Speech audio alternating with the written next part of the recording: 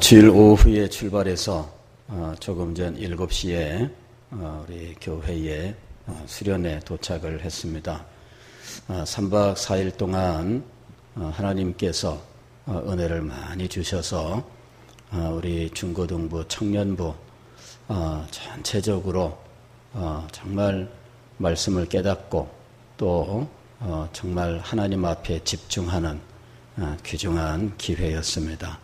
우리 성도 여러분들 기도 많이 해주시고 계속해서 또 기도하시고 또 기도하시고 이렇게 해서 하나님께서 은혜를 많이 주신 줄 믿습니다. 저는 와서 그냥 샤워하고 머리 드라이도 못하고 그냥 막 와서 지금 엉망입니다. 그냥 이해해 주세요. 예. 오늘 여러분들하고 같이 생각할 말씀은 기독교 강요 이제 제2권 10계명에 대한 부분이죠. 제8장 10계명 해설 4번째 시간인데 오늘로 이 8장을 모두 마치도록 하겠습니다. 오늘 우리가 다룰 부분은 10계명의 두 번째 부분입니다. 1계명부터 4계명까지가 첫 번째 부분이라면 5계명부터 제10계명까지가 두 번째 부분인데 첫 번째 부분은 하나님께 대하여 하나님이 어떤 분이신지 우리와의 관계 속에서 하나님은 우리의 예배의 대상이시고 유일한 예배의 대상이시고 예배는 오로지 하나님께서 우리에게 정해주신 하나님의 방법대로 예배드려야 된다는 사실에 대해서 하나님을 가볍게 여겨서는 안 되며 하나님을 자기의 이익의 재료로 삼아도 안 된다라고 하는 사실들에 대해서 말씀을 하셨습니다. 제 두 번째 부분은 제 5계명부터 시작되는데 이 두 번째 부분의 핵심은 무엇이냐면은 제 5계명입니다. 5계명은 네 부모를 공경하라 하는 것이죠. 이것이 두 번째 부분의 핵심이에요. 첫 번째 부분의 핵심은 뭐냐면은 너는 나 외에 다른 신을 내게 있게 말지니라. 오로지 하나님만 우리의 하나님이다라고 하는 대원칙이 첫 번째 부분의 핵심이었다면 두 번째 부분의 핵심은 네 부모를 공경하라 하는 것이에요. 부모 공경이 얼마나 중요한가 이것은 인간의 경험으로도 이미 잘 알고 있고요. 그 다음에 어느 종교에서나 내 부모를 공경하라 하는 사실을 가르치고 있다는 것이죠. 부모 공경을 가르치지 않는다면 이미 그것은 종교로서 이 능력을 상실한 거예요. 최근에 어느 이단 종파에서 기독교 이단 종파입니다. 그동안에도 이 이단 종파에 대해서 여러 가지 경계의 목소리가 있었는데 이 여자 목사가 상당히 많은 사람을 이끌고 말도 안 되는 이런 짓들을 하고 있었어요. 그래 이제 자기들을 조금이라도 공격하면 인원 전부 끌고 교회 앞에 와가지고 아주 난리를 치죠. 그리고 교회당 진입하고 예배 방해하고 이제 이런 식으로 요새 이단들은 부끄러움이 없어요. 요새 이단들은 두려움이 없어요. 그래서 정통 교회에서 이단들을 말하지 못하는 상황이 되는 거예요. 왜 요새 그런 식이냐면은 재판을 해가지고는 이길 수가 없기 때문이에요. 그동안에 우리나라 법원 판례가 이단에 대하여 설교했다. 그랬을 때 이단들이 고소를 많이 했어요. 고소하고 나면은 경찰서에서 와라. 맨날 경찰서 불러다니다가 검찰로 이것이 넘어가면 검찰에서 와라. 검찰 맨날 다니다가 이게 이제 법원으로 넘어가면은 법원에서 재판한다고 맨날 와라. 이러는 거예요. 그러면은 최소한 2년 이 정도는요, 이 재판 때문에 날마다 시달리는 거예요. 이래서 이 이단들이 고소를 남발했어요. 이단 얘기 꺼냈다 하면은 뭐 목사님들이 맨날 그 불러다니기 시작해요. 경찰 다녀, 검찰청 다녀, 법원 다녀. 이 세 군데를 차례차례 거쳐가는 동안에 최소한 2년 시간이 걸리는 거예요. 그걸로 끝나는 게 아니라 1심 재판, 2심 재판, 3심 재판까지 가는 거예요. 그러면은 이게 3년, 4년 걸려요. 죽어나는 거죠.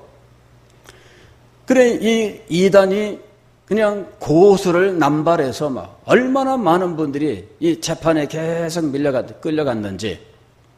근데 대법원에서 최종 판례가 나왔는데 이 교회가 정통 교리를 사수하고 이단을 분별한다 하는 일은 이거는 불법이 아니다 하는 판결이 난 거예요. 그 판결 나고 난 뒤부터 이단들이 고소하는 게 딱 사라졌어요. 야, 그 판결이 무서워요. 판결이 무서워요. 이 판결이 있기 전에는 어땠어요? 고소 남발했어요. 전국적으로 목사님들이 그냥 뭐 수시로 이게 고발당해서 막 고통을 당했는데 판례가 나와서 이제는 재판해봤자 진다. 1심 재판에서부터 무조건 지는 거예요. 왜? 대법원 판례가 나와 있으니까. 3심까지 갈 이유가 없어요, 이제는. 그래서 이미 법원 판례가 대법원에서 최종 판결이 나 있기 때문에 이제는 이단 설교했다고 해서 무슨 뭐 붙잡혀가서 무슨 뭐 고소돼가지고 뭐 괴롭힘 당하고 뭐 이럴 이유가 하나도 없습니다. 다 결정이 돼버린 거예요. 그래서 고소고발을 못합니다. 근데 고소고발 대신에 하는 일이 뭐예요? 시위하는 일. 교회 앞에 와가지고 교회 딱 가로막고 막 우리 교회만 해도 이 이단들이 몰려와갖고 요 길 딱 막으면 어떻게 되겠어요? 난리가 나겠죠. 주일날 와서 딱 그러면 어떻게 되겠어요? 와, 이거 뭐 그 다음에 밀고 들어오면 어떡하겠어요? 무서워서 세상에. 근데 그 밀치고 그럴 때에 여러분들은 다 어떻게 하셔야 되냐면요. 휴대폰을 딱 꺼내 드시고 촬영 모드, 동영상 촬영 모드로 다 하셔야 됩니다. 왜냐하면은 이렇게 하는데 닿지도 않았는데 쓰러져 가지고요. 때렸다 이렇게 고소하거든요. 그래서 여러분들은 그런 일이 만약에 우리 교회에서 일어난다면 휴대폰 동영상 촬영을 여러분 전원 켜고 있어야 돼요. 그래서 이 사람들이 엄살을 피우지 못하도록 우리가 이 사람들을 밀어내려고 하면요. 그러면은 일부러 쓰러집니다. 그리고는 저기서 밀쳤다 해가지고 고소하는데 폭행죄가 됩니다. 폭행죄. 물론 우리는 이제 주거침입죄, 예배방해죄, 뭐 이제 집회방해죄 이런 걸로 고소를 하겠지만은 이게 폭행죄 돼가지고 여러분 경찰서 계속 끌려다녀야 돼요. 그래서 증거를 남겨둬야 되는데 그런 일이 벌어지면은 우리 교회에 일하는 분들은 캠코더를 들고 내려와서 찍고 있어야 되고요. 그리고 이 사람들한테 다 지금 찍고 있습니다. 그렇게 얘기를 해줘야 돼요. 행동 원리가 있습니다. 예, 지금 찍고 있습니다. 여러분들 괜히 쓰러져봤자 소용없습니다.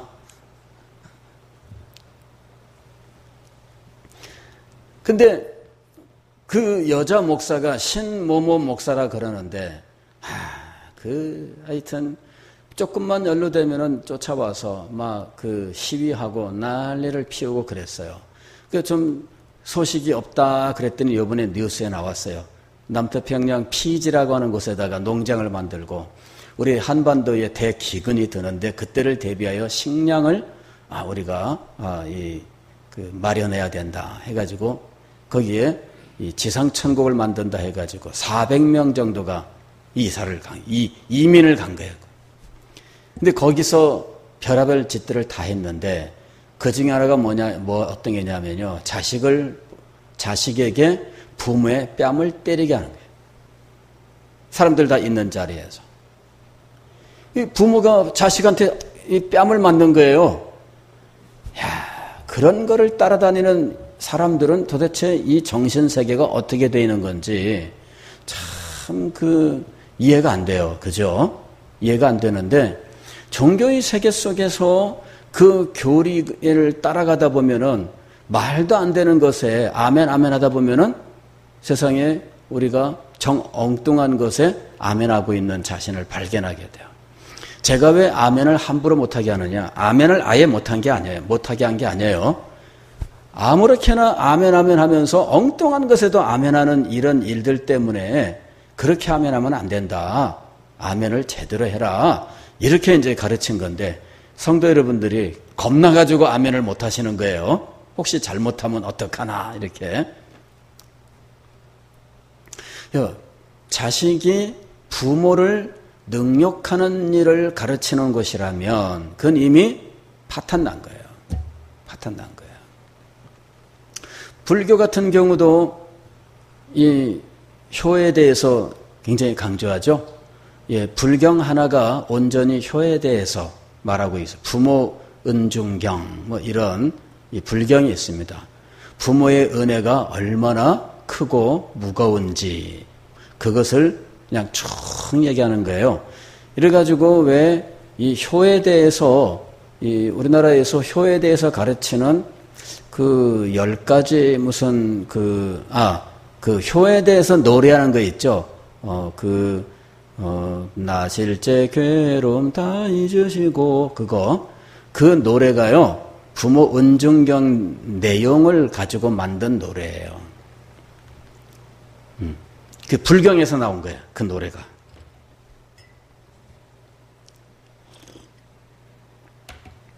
유교에서는 효는 백행의 근본이다. 이렇게 가르치죠. 효를 실천하면 인간의 삶의 모든 삶에 그 효의 원칙이 다 적용되어서 이 효의 원칙이 인간 세상을 규정하고 있다 하는 거죠. 효는 백행의 근본이다. 부모 공경이 인간의 삶의 기본 도리이고 부모 공경이 인간의 삶의 모든 원리의 샘근원이다. 뭐 이제 이런 의미가 되겠죠. 이 부모 공경 이것은 인간 세상에서 가장 중요하게 여기는 덕목인데 성경에서 가르치는 이 십계명도 부모 공경으로부터 시작하고 있다는 거죠. 그러면 세상에서 말하는 부모 공경과 이 성경 특별히 십계명에서 가르치는 부모 공경은 이제 같은 것이냐 하는 것이죠. 흔히들 이 성경에서 말씀하는 이 부모 공경은 하나님을 경배하는 이 원리를 눈에 보이는 부모 공경을 통하여 이제 배우게 한다라고 하는 의미를 갖고 있다고 가르쳐요. 보이지 아니하는 하나님을 경배하기 위하여 하나님께서는 눈에 보이는 부모를 이제 세워놓으셨다 이렇게 가르치는 거죠. 부모를 공경하면서 하나님을 예배하는 것을 이제 배우게 된다. 이런 의미가 있다라고 하는 것이죠. 그런데 저도 이제 뭐 그런 의미들이 없는 건 아니지만 그러나 성경을 가만히 보게 되면 보이는 부모를 공경함으로 보이지 않는 하나님을 예배하라 하는 이 원칙은 사실은 그렇게 환영할 만한 원리는 아닙니다.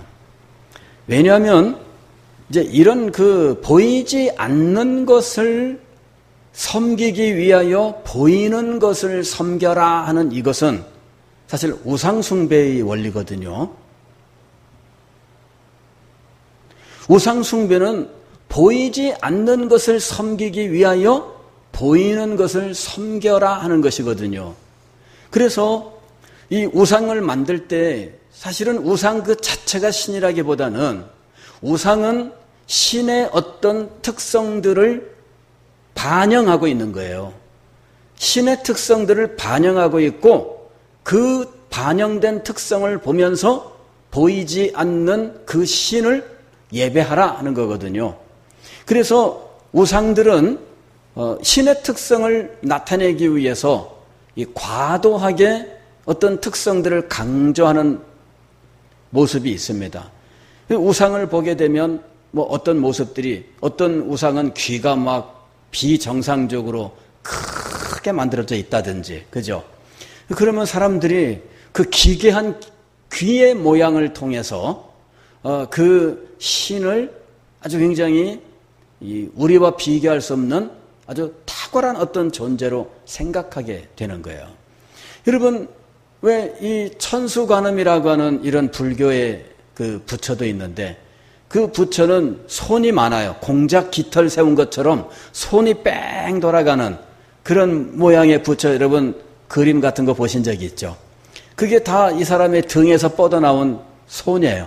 그래가지고 손으로 마치 공작 깃털 쫙 피우고 이쁘게 펴진 것처럼 손이 이렇게 뺑 돌아가면서 있는 거예요.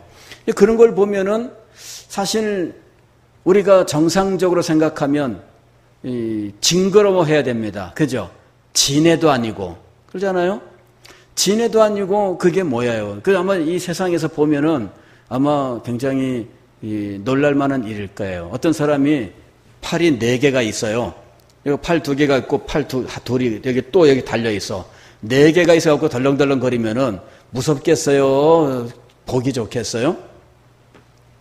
근데 실제로 그런 사람이 있긴 있습니다. 예, 그게 이제 이 엄마 뱃속에서 쌍둥이가 생겼다가 쌍둥이가 각각 자라지 못하고 이 쌍둥이가 하나로 합쳐져 갖고 나중에 나와요.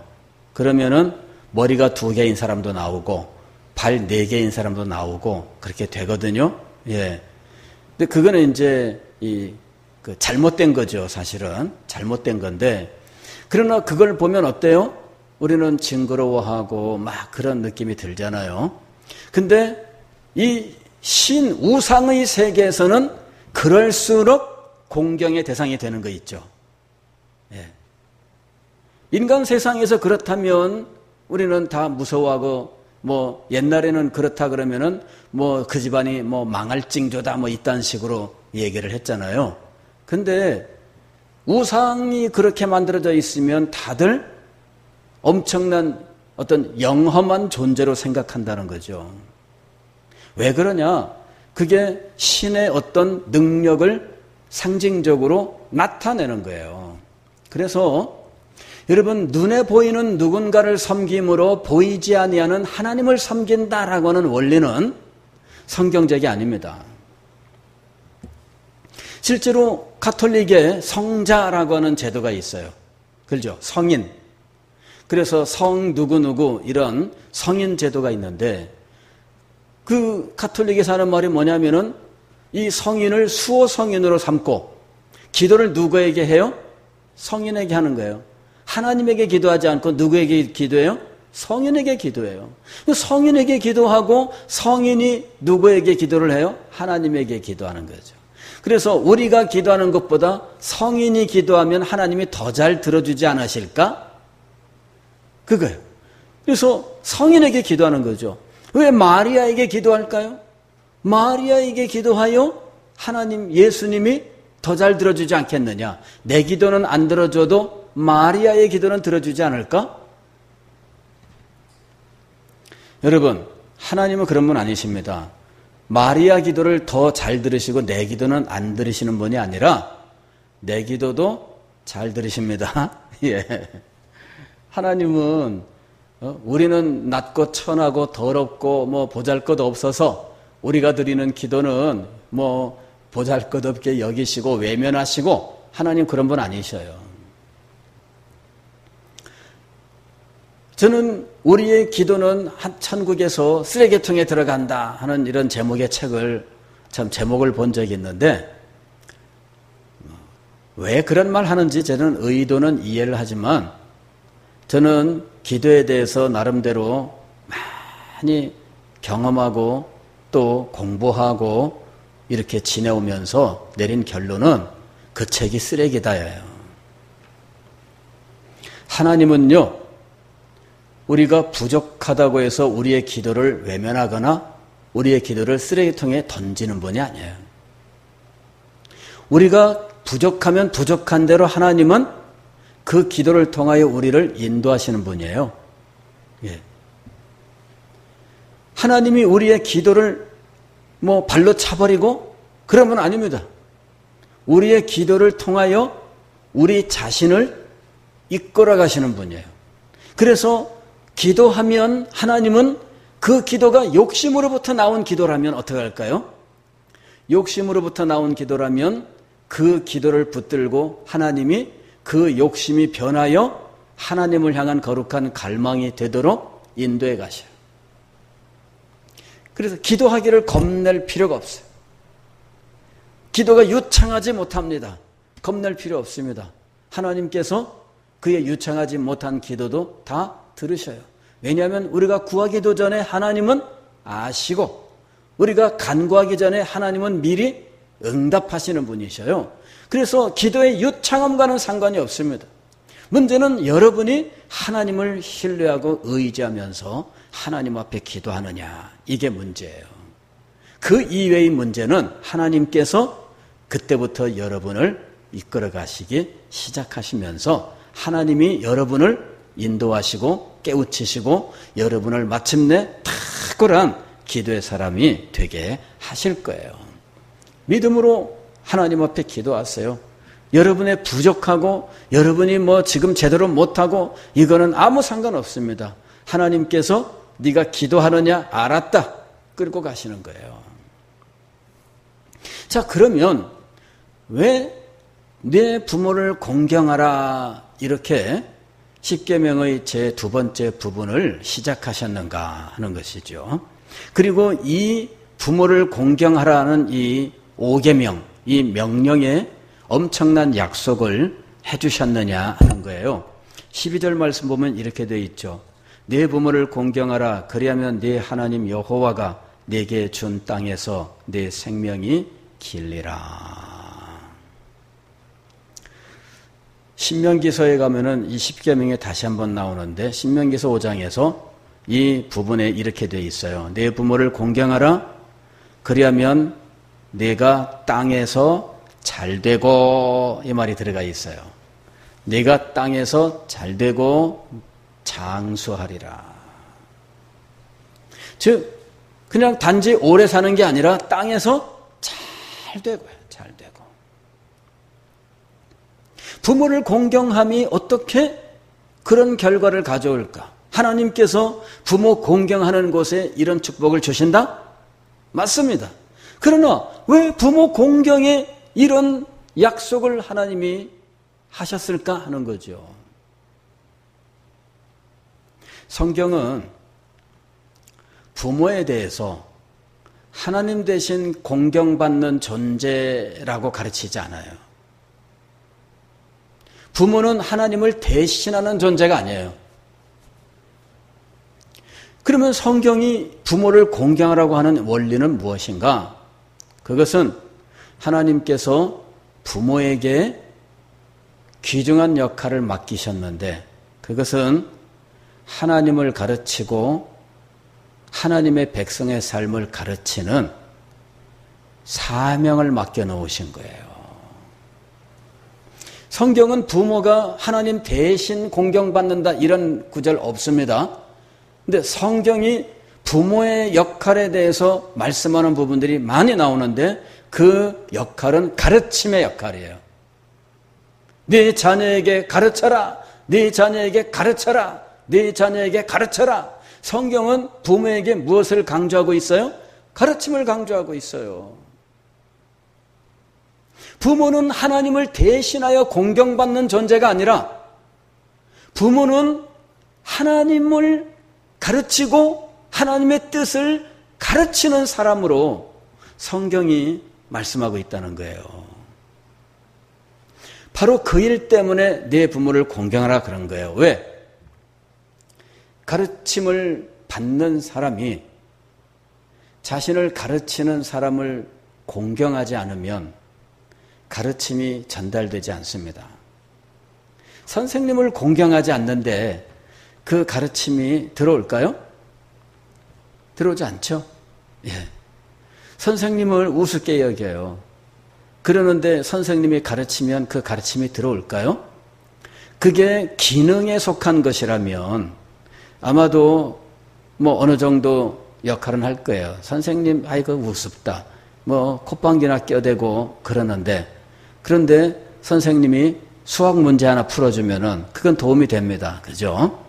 그러나 사실 선생님을 존경하지 않는데 수학 문제를 배웠을 때 마음을 다하여 그 문제 풀이를 배울까 하는 거죠. 실제로는 그렇지 않아요. 그래서 기능에 속하는 것이라도 어느 정도 도움은 받을 수 있지만, 그러나 근본적으로는 도움이 되지 않습니다. 선생님을 존경하고 아끼고 사랑하는 입장에 있어야 그 가르침이 마음속에 진정으로 들어오게 되어 있는 거예요. 그것이 인격에 속한 가르침이라면 더더군다나 선생님을 존경해야 마음속에 들어오지, 선생님을 존경하지 않으면 이게 마음속에 들어올까요? 안 들어올까요? 들어오지 않아요. 가르침이라고 하는 이 큰 도리가 있습니다. 하나님께서는 우리에게 말씀을 통하여 하나님의 뜻을 가르치셔요. 이 성경을 우리에게 주셨습니다. 그런데 이 말씀을 1차적으로 누구에게 배우게 하셨어요? 부모에게 배우게 하셨어요. 그리고 부모들은 이 말씀을 누구에게 배우게 하셨어요? 말씀 사역자에게 배우게 하셨어요. 이 말씀을 가르치고 배우는 이 라인이 있어요. 그런데 이 말씀을 가르치고 배우는 라인 속에 무엇이 존재하고 있느냐면 공경이 존재하고 있는 거예요. 공경이 없이는 말씀의 가르침이 제대로 들어가지 않습니다. 여러분, 부모를 우습게 하는데 그 가르침을 받겠어요? 부모를 멸시하는데 부모가 하나님 잘 살게 된다 그렇게 말하면은 그 듣겠어요? 네 부모를 공경하라. 이것은 왜 그러냐면 부모가 하나님을 대신하라는 이야기가 아닙니다. 그런 부분들을 이제까지 많이 강조했어요. 눈에 보이는 부모를 공경해야 보이지 않는 하나님을 공경한다. 비슷한 말씀이 성경에 있긴 합니다. 야고보서에 보면은 눈에 보이는 형제를 사랑하지 아니하고 보이지 아니하시는 하나님을 사랑할 수 없느니라. 이런 비슷한 말씀이 있기는 해요. 그러나 부모가 하나님을 대신하는 공경의 대상인 이런 원리는 없어요. 부모가 하나님의 말씀을 가르칩니다. 하나님을 경외하는 걸 가르칩니다. 하나님의 뜻을 가르칩니다. 그 가르침이 서 있으면 그 다음에 나오는 계명들이 다 사는 거예요. 살인하지 말라, 간음하지 말라, 도둑질하지 말라, 내 이웃에 대하여 거짓 증거하지 말라, 내 이웃의 집을 탐내지 말라. 무엇을 통하여? 부모의 가르침을 통하여. 즉 권위 있는 가르침을 통하여. 이 부모의 이 가르침의 권위를 말씀하고 있는 거예요. 가르침의 권위. 그러니까 부모들은 자녀들을 교육함에 있어서 권위를 가져야 돼요. 그런데 부모들이 이 십계명의 이 하나님의 뜻을 자녀들에게 권위 있게 가르치기 위하여 정말 부모들이 준비가 잘 돼 있어야 돼요. 부모 자신부터 1계명부터 신실하게 하나님을 잘 섬기며 하나님의 섬김의 원리를 잘 세우고 하나님의 뜻을 따라 살아가는 삶의 원리를 잘 실천하는 가운데 자녀들에게 가르침의 권위를 가지고 가르쳐야 된다는 이야기죠. 그렇게 해서 자녀들은 그 부모를 보며 존경하고 사랑하고 기뻐하면서 부모의 가르침을 충심으로 받아들일 때 그때 이 십계명은 자녀들에게 잘 전수가 되고 또 대를 이어서 잘 전수가 되면서 여러분 그 자녀들이 하나님의 뜻 안에서 이렇게 아름답게 살아가는데 그 부모의 그 삶이 얼마나 행복한 삶이겠느냐 하는 거예요. 여러분, 자녀에게 인정받는 부모가 얼마나 기쁘고 즐거워요. 그죠? 예, 우리 아버지 최고예요. 우리 어머니 최고예요. 그럴 때 부모들이 정말 기쁘고 즐거워요. 근데 자녀들이 부모를 그렇게 인정하지 않아요. 아유, 엄마는 잘 몰라요. 이렇게 하면 말해. 엄마는 잘 몰라요. 엄마는 모르는 거니까. 엄마는 뭐 몰라도 돼요. 이거 처음에는 그냥 몇 번 그냥 넘어가고 가만히 있는데 말끝마다 엄마는 몰라도 돼요. 그러면 어떻게 돼요? 화가 나죠? 예, 화가 납니다. 이 몰라도 돼요. 이 말이 얼마나 속상한 말인지. 예. 설사 내가 모른다 해도 그러잖아요. 설사 내가 모른다고 해도 차근차근 말해주면서 사실은 이게 이런 건데요.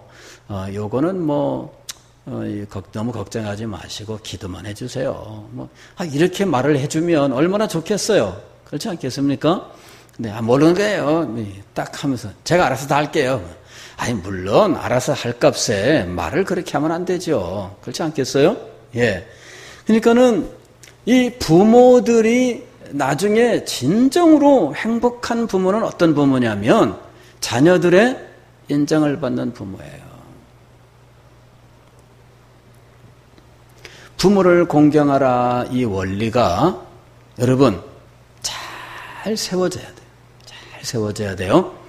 이 원리는 보이지 않는 하나님을 대신하는 원리가 아니라 하나님의 거룩한 진리를 잘 살면서 가르치는 부모로서 그 부모를 공경함으로 가르침이 잘 전달되게 하기 위해서 부모를 공경하라 그런 거예요.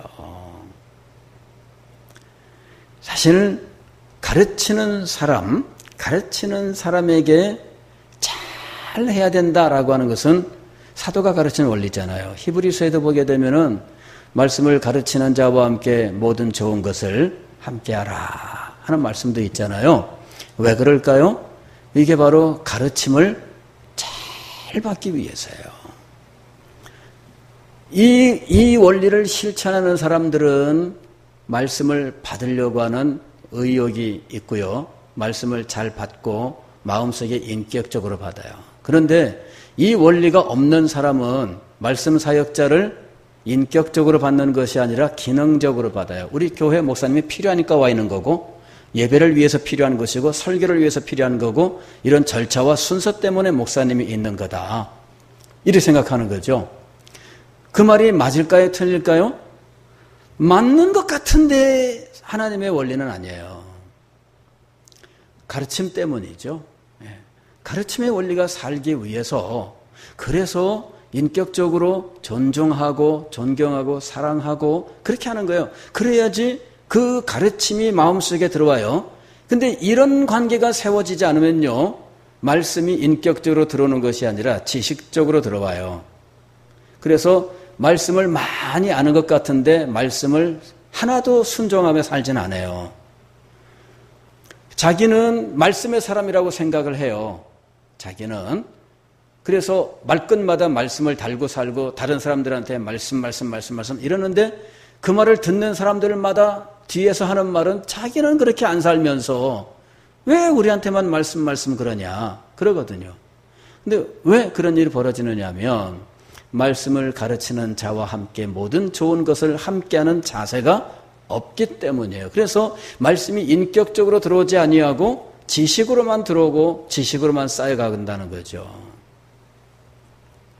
그 사람은 본인이 말씀을 많이 아는 것 같아요. 그러나 100가지 말씀을 아는 것보다 한 가지 말씀에 순종하는 것이 하나님을 더 기쁘게 하시는 일인 줄 믿습니다. 예. 어떤 사람은 무식해요. 하나님의 말씀을 많이 몰라요. 그러나 배운 몇 가지 말씀은 순종하며 기뻐해요. 누가 하나님을 기쁘시게 하는 사람일까요? 우리가 오늘 원리를 잘 알아야 돼요. 예, 내 부모를 공경하라 하는 이 말씀의 원리가 오늘 우리 교회를 세우는 원리예요. 우리 교회를 세우는 원리예요.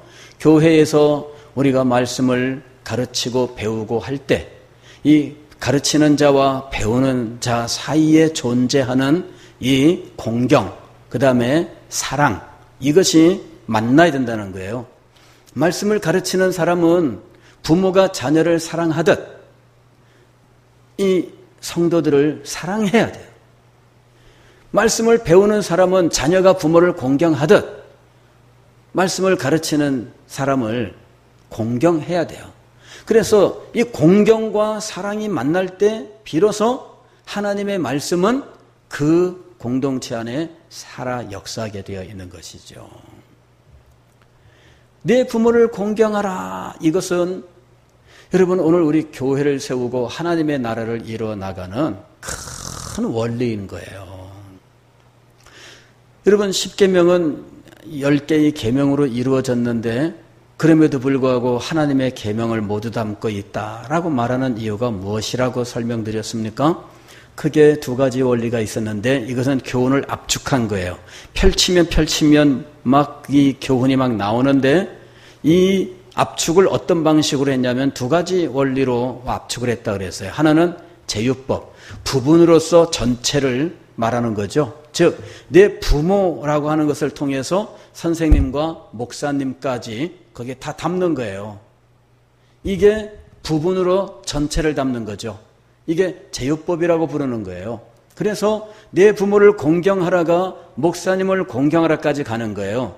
그게 무슨 하나님을 대신하기 때문에 그게 아니에요. 무엇 때문입니까? 진리 때문이죠. 예, 진리 때문이에요.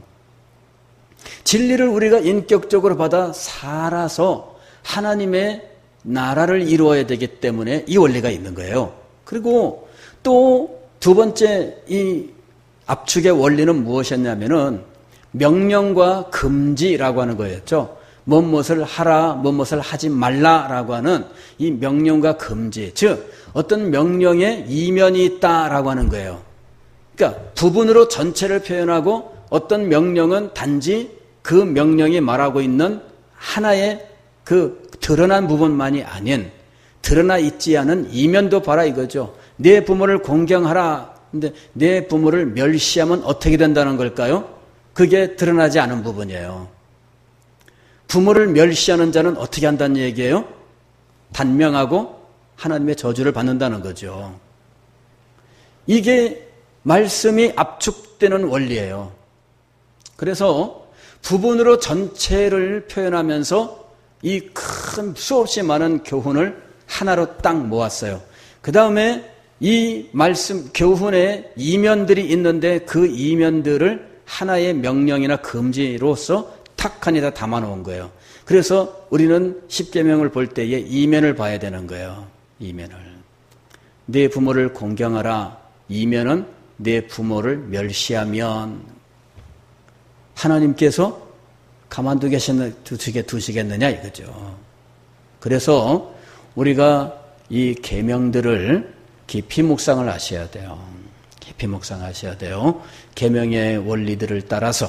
그리고 이것이 부분이므로 이 부분을 전체로 풀어나가는 이런 훈련들을 하고 또 이것이 표면이기 때문에 이면에 즉 물속에 잠겨있는 부분 그 부분을 연구하는 이런 자세 그리고 이것을 연구할 수 있는 실력 이런 것들을 갖춰 나가면서 이 말씀을 풍성하게 깨달아가야 된다는 것입니다. 그리하면 하나님의 계명이 우리의 삶에 정말 하나님을 가르치고 또 하나님을 어떻게 섬겨야 할지 하나님의 나라를 이루어가는 거룩한 도리들로 우리에게 나타나게 될 것입니다. 여러분, 네 부모를 공경하라 이것은 가르침의 원리였습니다. 이 가르침의 원리를 잘 깨닫고 실천할 때 하나님께서 본문에서 말씀하신 대로 네가 땅에서 잘되고 장수하리라 하는 놀라운 복이 임할 줄 믿습니다. 하나님의 나라를 이루는 거룩한 도리를 세우는 우리가 될 수 있기를 주의 이름으로 축원합니다.